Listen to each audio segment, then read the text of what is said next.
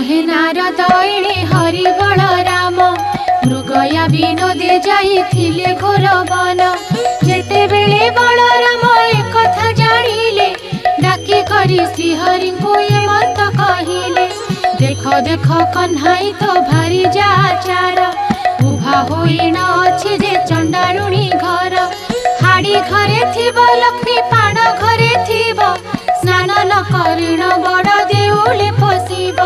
एही रूपे सबुदिने देउले पशुछि तुई गोटी भाई को भी टाळ कराउछि।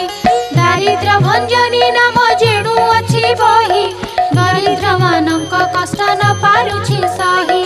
सुदशा नाम रे एक व्रत जे ताहार एही व्रते चंडारुणी पूजे तापयर।